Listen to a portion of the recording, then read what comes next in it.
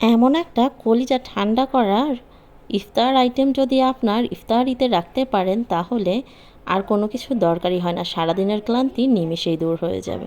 Hello everyone, আসসালামু আলাইকুম। কেমন আছেন সবাই? আজকে নিয়ে আসলাম রমজান স্পেশাল কলিজা ঠান্ডা করা এক ডেজার্ট আইটেম। আপনার বাসায় যা কিছু আছে তা দিয়ে আপনি ঝটপট এগুলো করে নিতে পারবেন, কারণ রমজানে চিড়া, বিভিন্ন রকমের ফল, খেজুর, দুধ, দই এগুলো কম বেশি সবার ঘরেই থাকে, কারণ রমজানে সবাই একটু স্বাস্থ্যকর জিনিস খেতেই বেশি পছন্দ করে। যে কয় রকমের ফল পারুন নিয়ে নেবেন আপনার বাসায়, যে রকমের ফল, শুধু কমলা আর মালটাটা বাদে, কারণ তাহলে এর স্বাদ নষ্ট হয়ে যাবে, টক টক লাগবে। এখানে নাশপাতি ব্যবহার করতে পারবেন, বেদানা দিতে পারবেন। আমার বাসায় যে রকমের ফলের আইটেম ছিল আমি সেরকমের নিয়ে নিয়েছিলাম। আর অবশ্যই এখানে খেজুরটা দেবেন, চাইলে ড্রাই ফ্রুটসও ব্যবহার করতে পারেন, কিন্তু আমার কাছে ভালো লাগে না তাই আমি স্কিপ করে গিয়েছি। তো সব কিছু ছোটো ছোটো কিউব, জাস্ট ফালুদা যেভাবে তৈরি করে সেভাবেই করে নেবেন। ফালুদা আপনারা বাজার থেকে কিনে এনে খান, সাবুদানা, তারপরে তার ভিতরে নুডলসটা, কিন্তু চিড়াটা আপনি বাজার থেকে কিনে আনলেও চিড়াটা খুবই স্বাস্থ্যকর। আর এটা ফালুদার মতনই কিছুটা, কিন্তু একদম স্বাস্থ্যকর। এখানে কোনো বাইরের বাজে উপকরণ থাকবে না, কিছু না।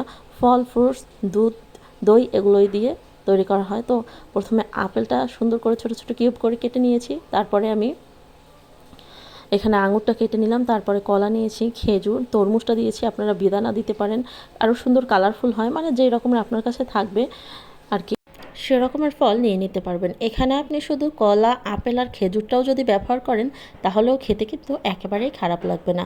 এটা গত রমজানে আমি প্রথম বানিয়েছিলাম, যদিও হয়তো এর আগে অনেকেই বানিয়েছে, কিন্তু আমি ফার্স্ট টাইম গত রমজানে বানিয়েছিলাম।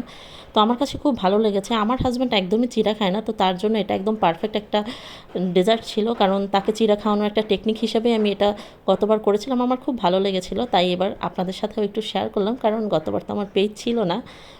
তো যাই হোক, চারপাশে একটু শব্দ হচ্ছে কারণ বিল্ডিংয়ের কাজ চলছে।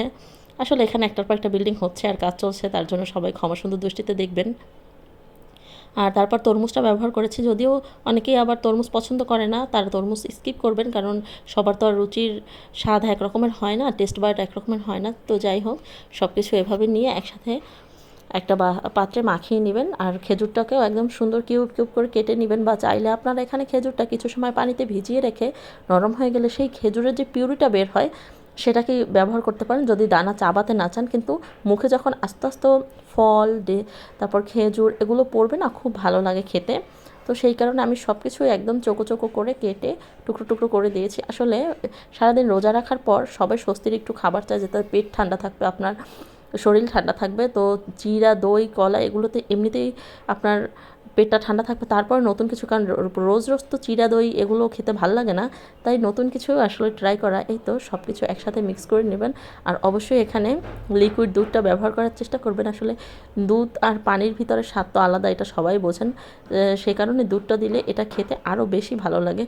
একদম ফালুদার মতো নেই, কিন্তু এখানে কোনো আপনার চুলো লাগবে না, চুলো জাল করার কোনো ঝামেলা নেই। একদম আপনি সুন্দর করে তৈরি করে নিতে পারবেন। আর দইটা দিয়ে তারপর সুন্দর করে মিশিয়ে আপনারা নর্মালে রেখে দেবেন, বা যদি এখানে বরফ কুচি ব্যবহার করতে চান বরফ কুচি ব্যবহার করতে পারেন। এখন অতটাও গরম না, সেই কারণে আমি এটাকে নর্মালেও রাখিনি বা বরফ কুচি দিইনি। দইয়ের যতটুকু ঠান্ডা ছিল সেটুকু দিয়েই সুন্দর করে করে নিয়েছিলাম।